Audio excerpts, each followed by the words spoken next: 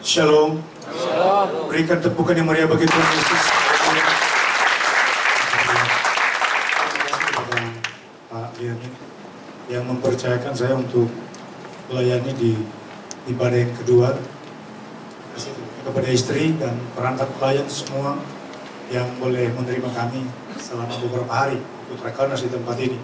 Saya pribadi terhadap jemaat JSS sudah nggak asing sejak nginap tahun 2000 sampai sekarang lengket terus. Saya ingat saya terobsesi dengan seorang pemudi yang suka main drum waktu itu. Ya, waktu gerejanya masih di Golden Field, sewa maksud saya. Saya langsung mengajak saudara membuka Alkitab di dalam 2 Samuel pasalnya yang ke-15, mengingat selesai khotbah ada perjamuan kudus.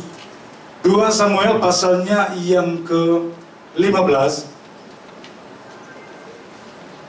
Saya akan membacakan satu ayat firman Tuhan berkaitan dengan tema jemaat JSS selama sebulan, nggak salah.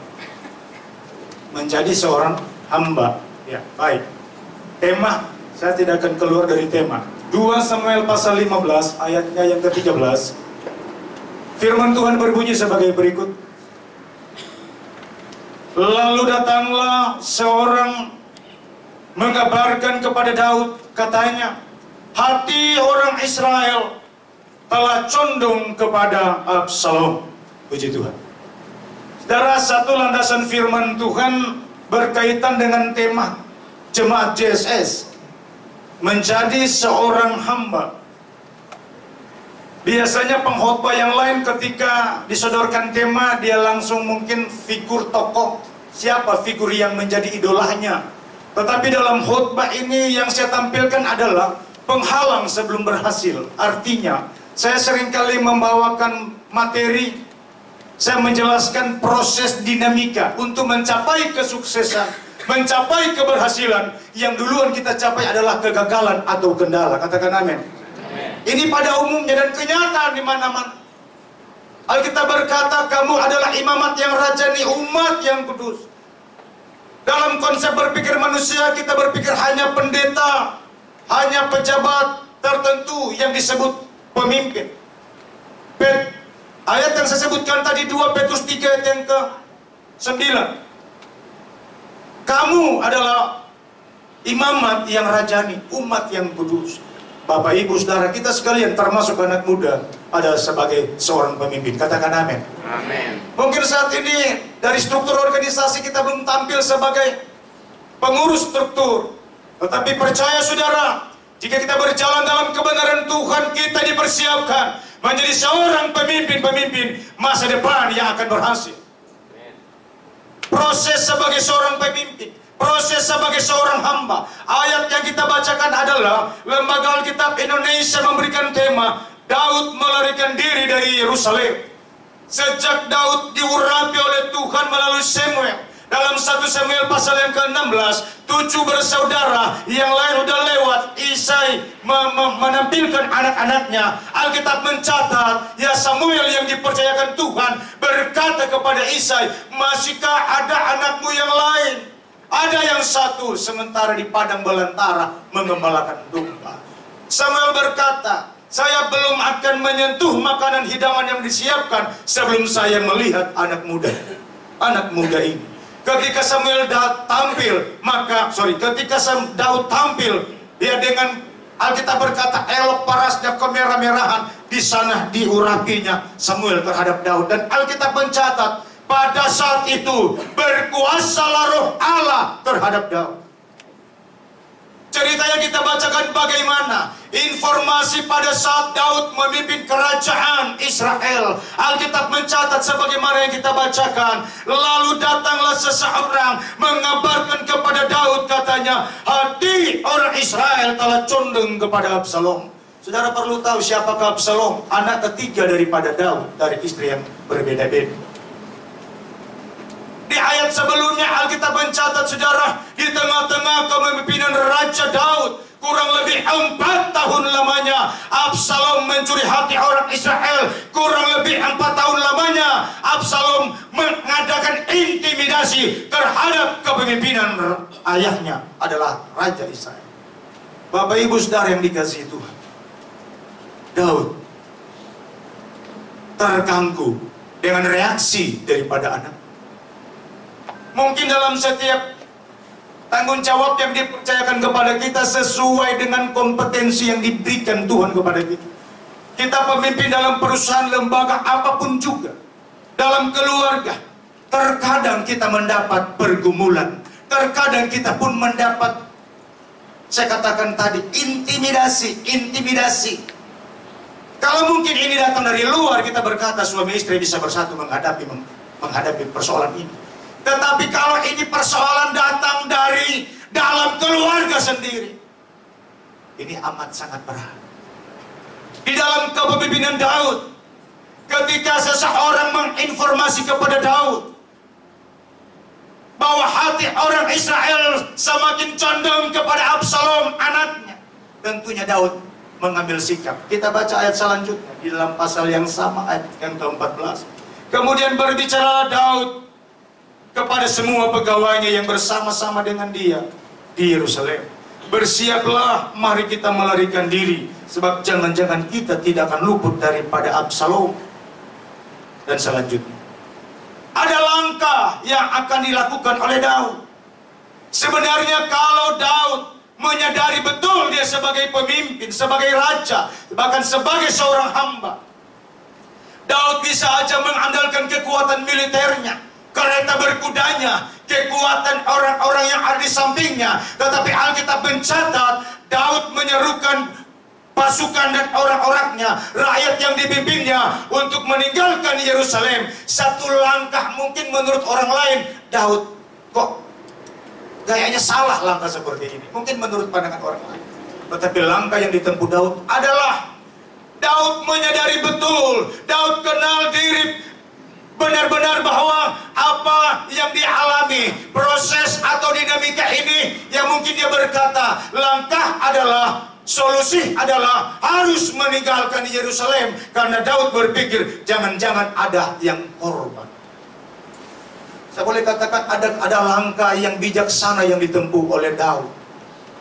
Sekalipun dari sisi yang lain Daud bisa aja mengalahkan anaknya Absalom, memerintahkan prajuritnya, tangkap anakku Absalom, dan lakukan sebagaimana mungkin saran pengaruh orang lain. Tetapi Daud tidak bertindak seperti itu. Saudara yang dikasihi Tuhan, Daud dalam proses ketika dia menyampaikan harus meninggalkan Yerusalem, ada banyak kekecewaan, ada banyak problema yang dihadapi ketika Daud akan meninggalkan Yerusalem. Ketika masyarakat yang dipimpin Daud mendengar peristiwa ini, di dalam ayatnya yang ke pasal 2, tetap pasal yang sama, ayat yang ke-23, Alkitab berkata, pasal 23, bisa digeser. Seluruh negeri menangis dengan suara keras ketika seluruh rakyat berjalan lewat.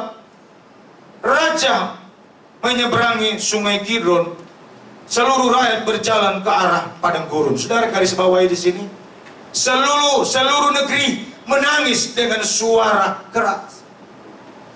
Masyarakat yang dipimpin Daud mendengar informasi intimidasi yang dilakukan oleh anaknya namanya Absalom. Alkitab mencatat masyarakat penduduk, orang-orang yang mendapat informasi menangis, saudara. Dan bukan hanya masyarakat yang menangis. Alkitab berkata di ayat yang lain, ayatnya yang ke-30, Daud mendaki bukit Zaitun sambil menangis, kepalanya berselubung dan berjalan dengan tidak berkasut. Dan selanjutnya mendapat tekanan dari pihak-pihak yang lain, mendapat tekanan dari pihak-pihak tertentu. Daud tidak membalasnya sebagaimana yang seringkali terjadi. Saya bisa katakan Daud berjalan dalam koridor firman Allah. Bukankah dalam perjanjian baru kita berkata, jangan membalas kejahatan dengan kejahatan. Bapak Ibu Saudara yang dikasihi Tuhan, Daud menangis Masyarakat menangis. Daud berjalan dengan tidak berkasut. Bahkan di dalam perjalanan Daud meninggalkan Yerusalem, Alkitab mencatat ada seorang perempuan yang namanya Simei. Dia mengalok Daud, bahkan bukan hanya mengalok, dia mengambil Daud, melempari batu terhadap Daud. Dan tidak cukup sampai di situ, dia berjalan di depan Daud, perempuan yang namanya Simei, sambil dia berjalan di depan Daud, tanah atau pasir yang ada di jalan ditarik sengaja agar supaya debu itu bisa naik ke permukaan. Bahasa yang lain, menada bahasa Daud mati oleh bisa dia kabur. Daud dalam perjalanannya, dirinya banyak debu. Ini proses. Ketika Daud mengambil keputusan, mengambil langkah untuk meninggalkan Yerusalem, di dalam ayatnya, pasal yang ke-16 ayat 13, demikianlah Daud melanjutkan perjalanannya dengan orang-orangnya, dengan sedang Simei berjalan terus di lereng gunung bertentangan dengan dia. Dan sambil berjalan ia mengutuk, melemparinya dengan batu dan menimbulkan debu. Ini nyata. Daud dalam perjalanannya ada proses, ada masalah, dan Daud nggak tampil dengan kedagingannya. Daud berjalan, saya boleh katakan, Daud berjalan dalam perjanjian Tuhan. Daud berjalan dalam koridor firman Allah. Sehingga apa yang terjadi dalam perjalanan ini, saudara? Sambil pun Daud berjalan, kalau kita membaca sampai pasal yang ke-19 cerita ini, Absalom mau mengejar Daud.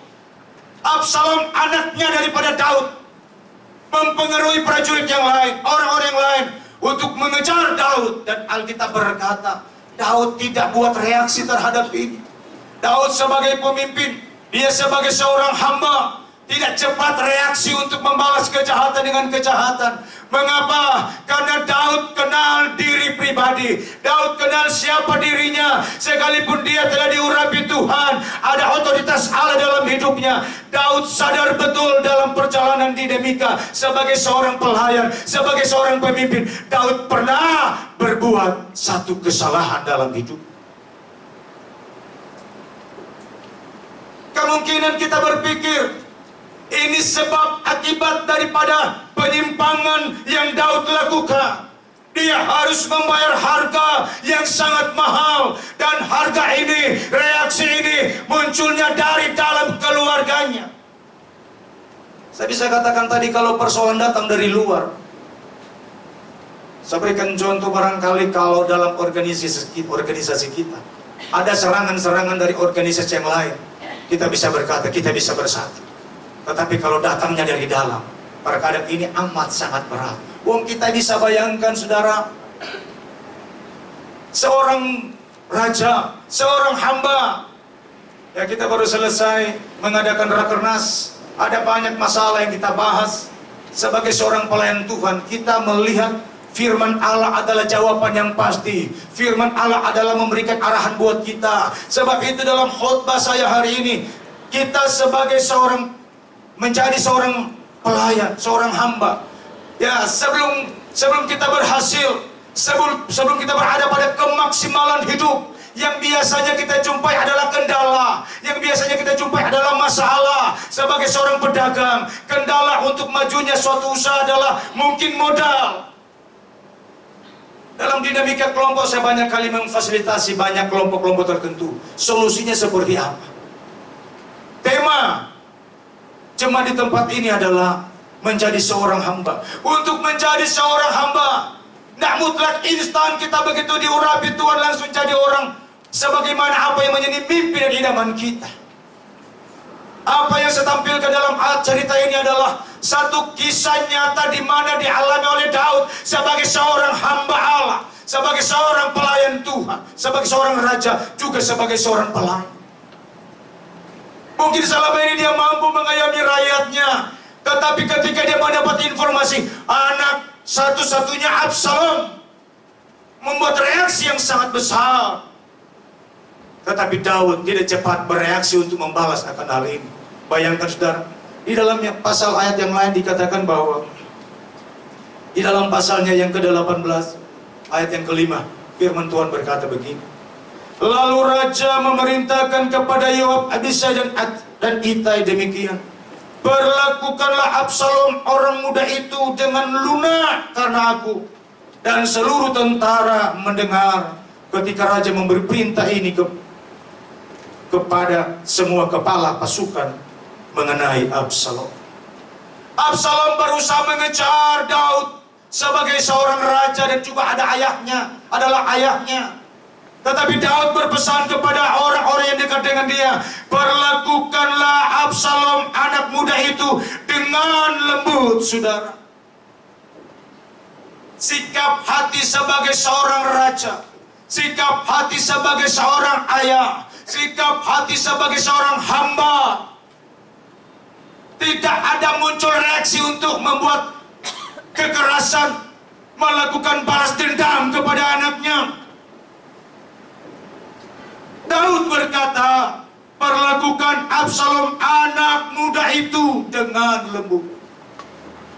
Mungkin kalau persoalan ini menerpa terjadi dalam dinamika hidup kita sebagai seorang pemimpin, mungkin berbeda peristiwa akan terjadi. Apalagi kalau saya ini orang Manado, sedikit temperamen, orang Batak, sedikit temperamen. Ya mungkin yang kita andalkan adalah apa? Kita kumpul preman-preman, serang balik saja. Tapi tidak seperti itu, ya kan? Tidak. Mungkin ada yang sakit hati sama John Kay. Kenapa? Ini bukan lagi rahasia. Temperamen seseorang. Menjadi seorang hamba Tuhan itu harus memiliki karakter yang berpadan, yang sesuai dengan firman Tuhan. Daud adalah salah satu figur yang menjadi idola saya selain Tuhan Yesus. Saya punya idola adalah Tuhan Yesus. Idola yang lain adalah Daud.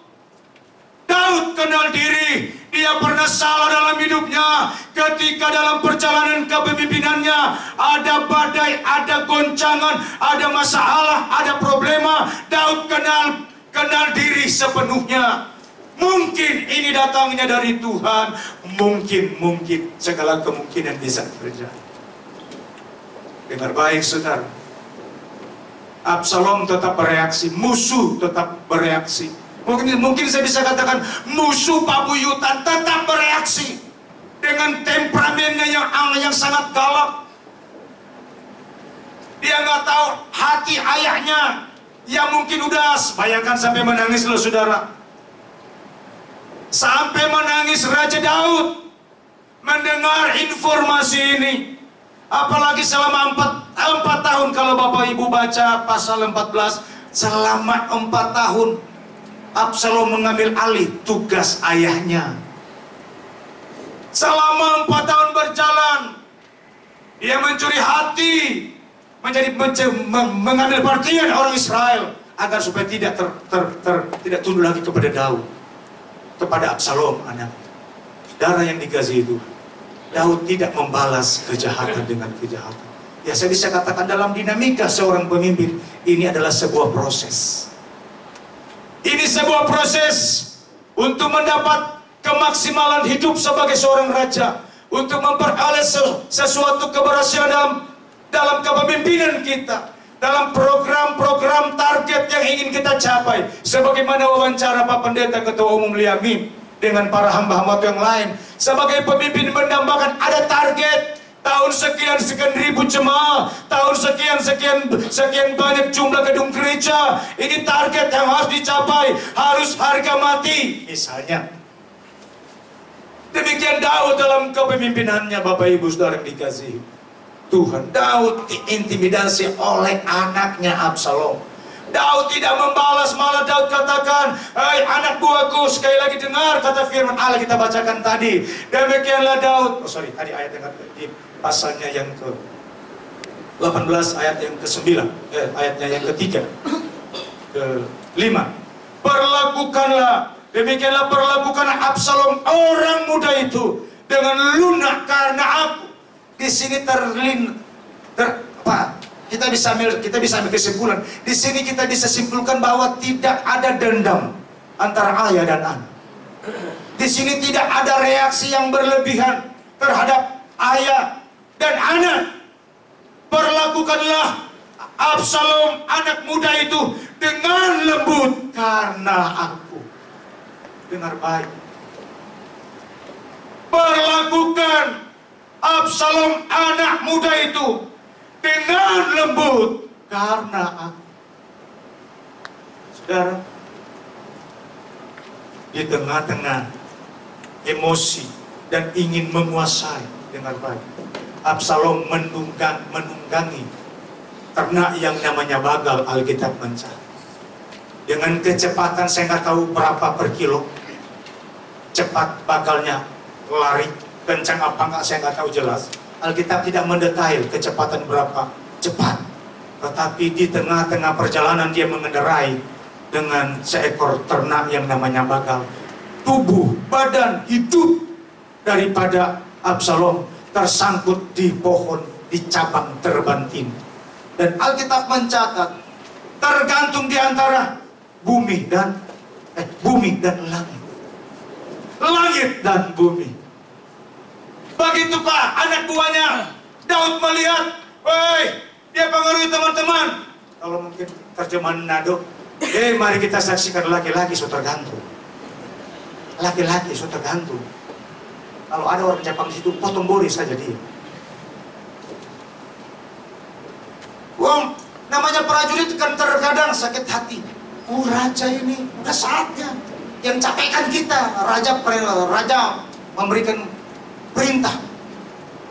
Sewaktu-waktu pergi, sewaktu-waktu, karena ini namanya anak buah. Saya kenal persis ya sama bicara, karena saya sekarang ini di salah satu lembaga sebagai penasehat pemerintah. Saya tahu tugas ajudannya, asistennya itu, wah repotnya nggak ketolongan. Sewaktu-waktu terkadang itu menggerutu, raja, bupati, gubernurnya.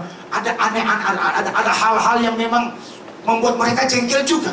Bayangkan ketika orang-orang ini melihat Absalom tergantung di cabang. Darah di dalam ayatnya yang ke-9. Kebetulan Absalom bertemu dengan orang-orang Daud. Adapun Absalom menunggangi bagal. Ketika bagal itu lewat di bawah jalinan dahan-dahan pohon terbantin yang besar, tersangkutlah kepalanya dan pohon terbantin itu, diulangi, kepalanya pada pohon terbantin itu, sehingga ia tergantung antara langit dan bumi, sedang bagal yang dikendarainya berjalan terus. Nyangkut Absalom. Ini siapa yang ngatur kira-kira? Apakah yang ngatur ini istrinya Daud? Atau kakak beradiknya Absalom? Enggak, sudah. Saya pernah dengar seorang hamba Tuhan nyanyikan lagunya gini. Jangan membalas kejahatan dengan kejahatan, karena pembalasan adalah hak Tuhan. Saudara setuju? Pembalasan adalah hak Tuhan. Mungkin Daud bisa terlintas. Andai kata saya Daud, tapi karena saya orang Manado Pak, nggak cocok jadi Daud Pak. Saya dididik dulu membunuh daripada dibunuh. Iya, jadi saya itu kalau natap orang Pak, makanya salah. Ketika saya diurapi Tuhan Pak, saya diberkati Tuhan, saya banyak nunduk ini. Saya takut lihat karena saya ini dulu diajar latih segala macam bela diri untuk menaklukkan seseorang gitu loh. Sebelum kita kelahi dia sering natap orang dulu supaya dia nunduk sama Pak. Ada.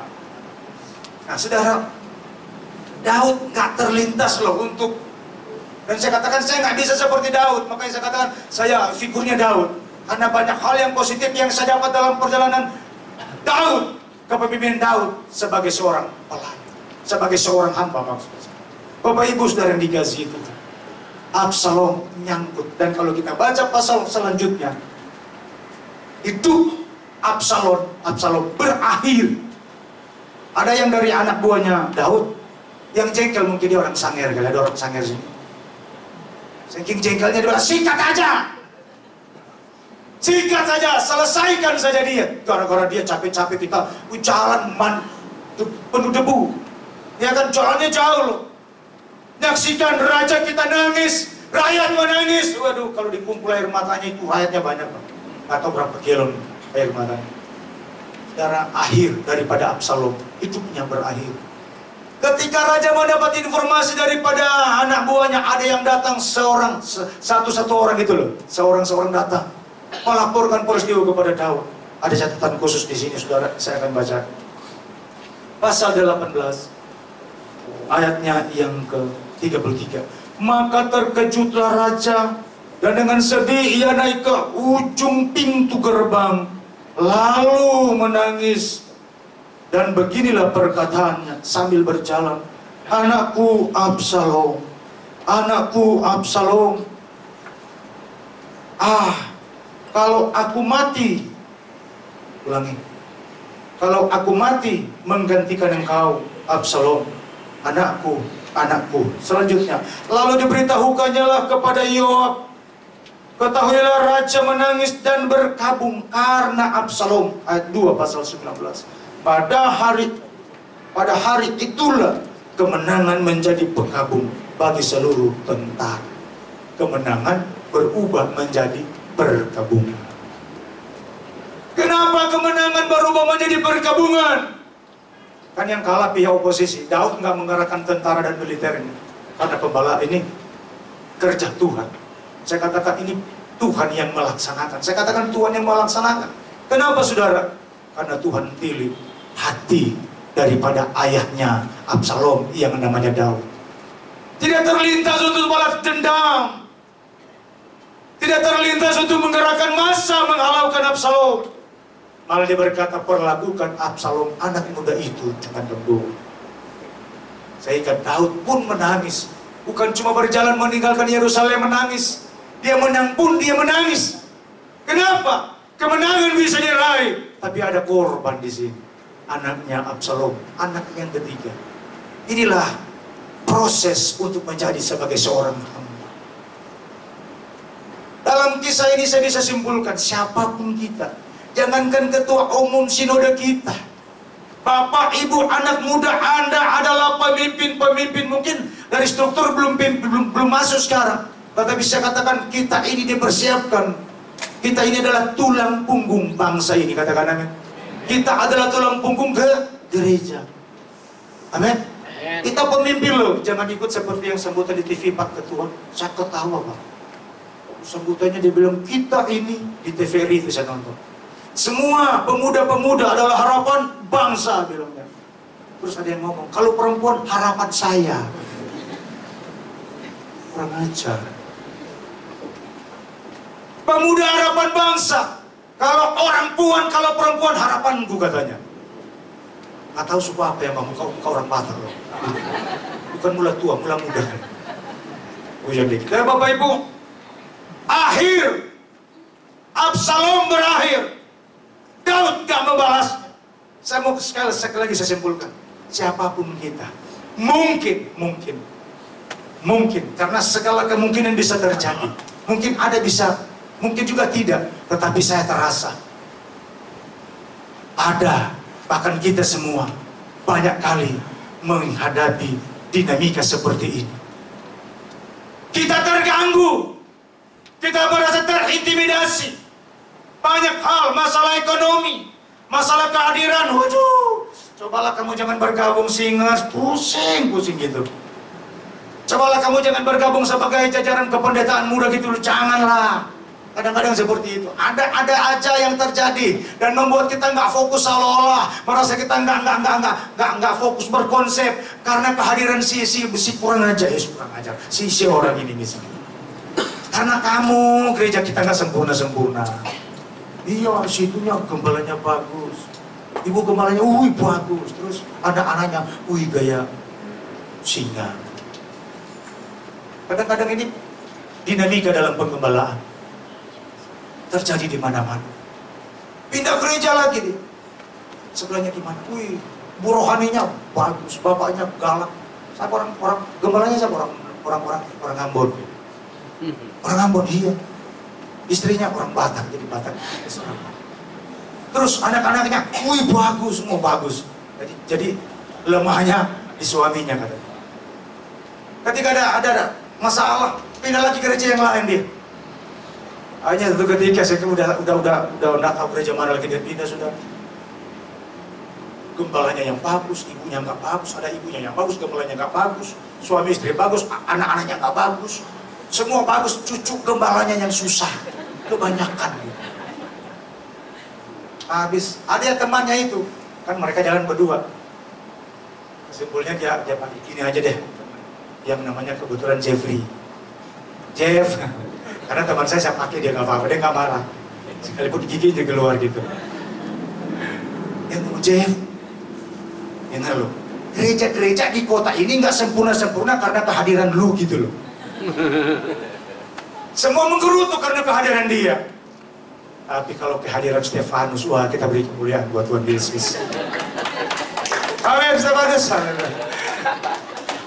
Paling gak apa maka sama sampean.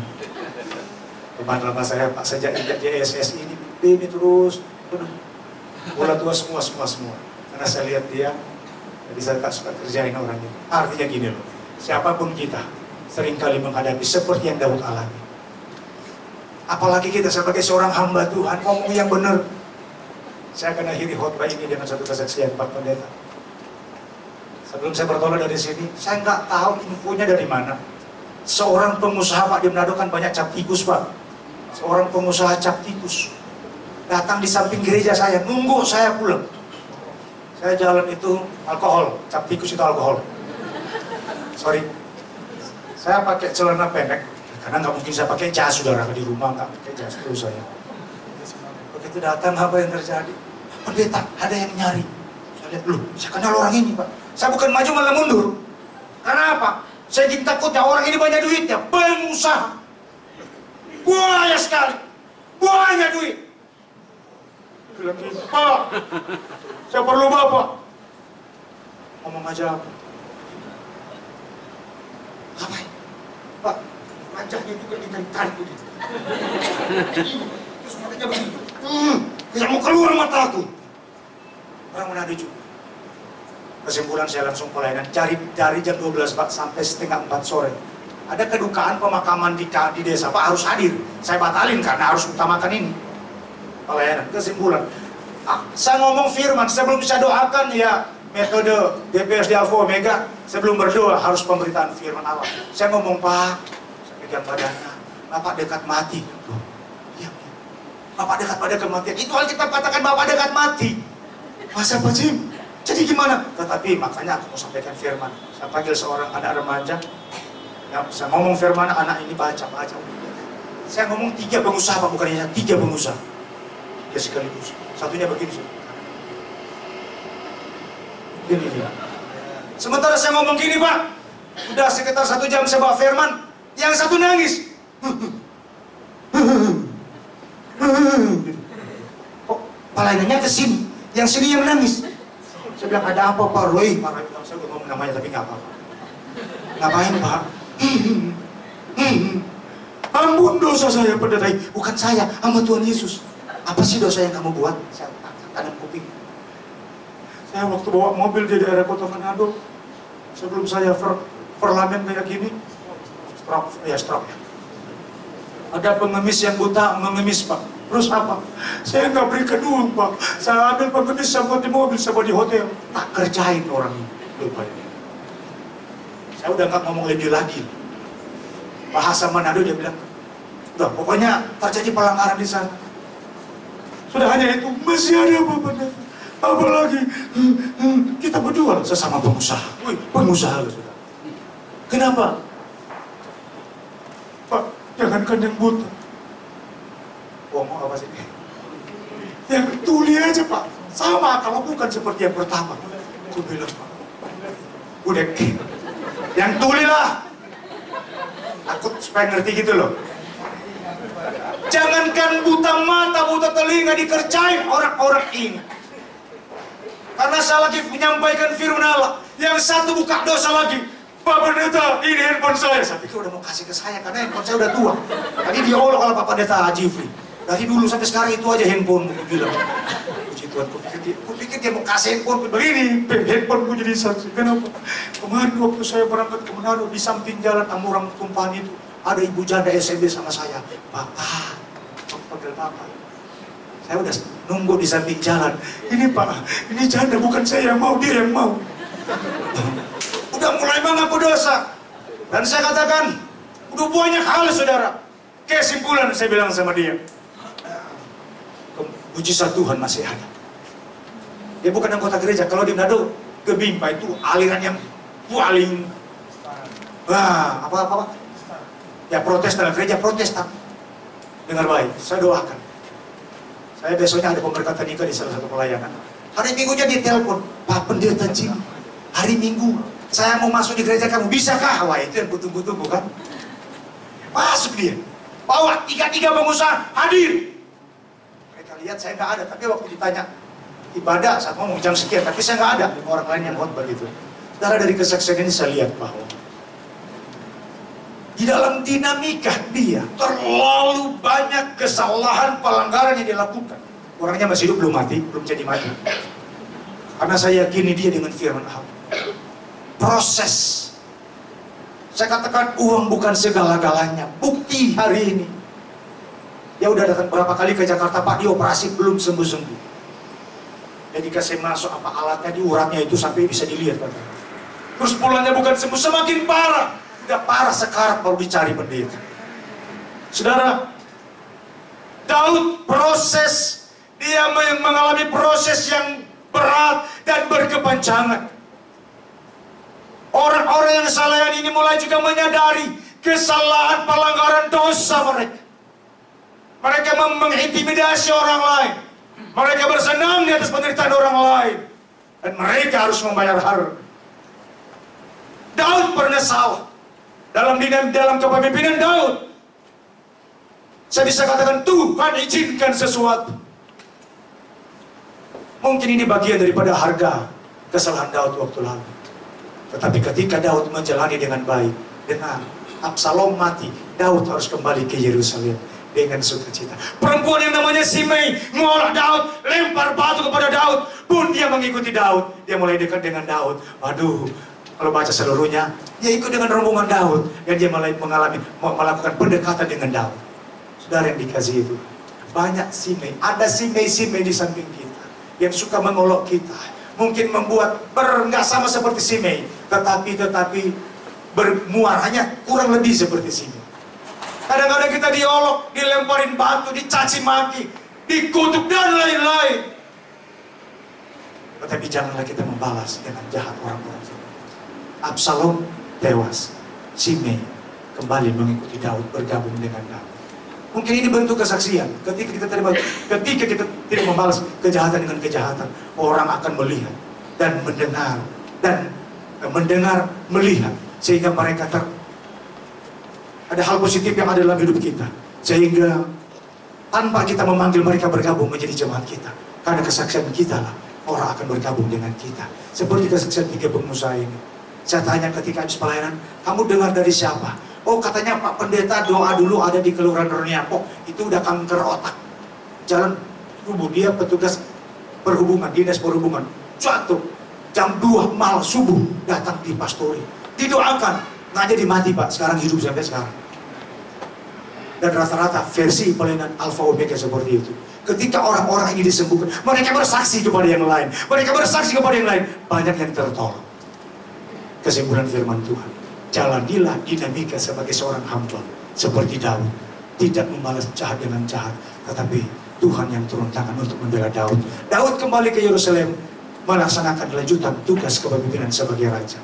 Kekuatan apapun mempengaruhi kepemimpinan kita, kekuatan apapun mengintimidasi kepemimpinan kita, tidak akan mempan selama kita hidup berpadanan kepada firman Kristus. Kesimpulan firman Tuhan sampai di sini. Tuhan Yesus memberkati. Shalom untuk kita semua. Selanjutnya kita akan mengikuti perjamuan kudus. Saya kembalikan kepada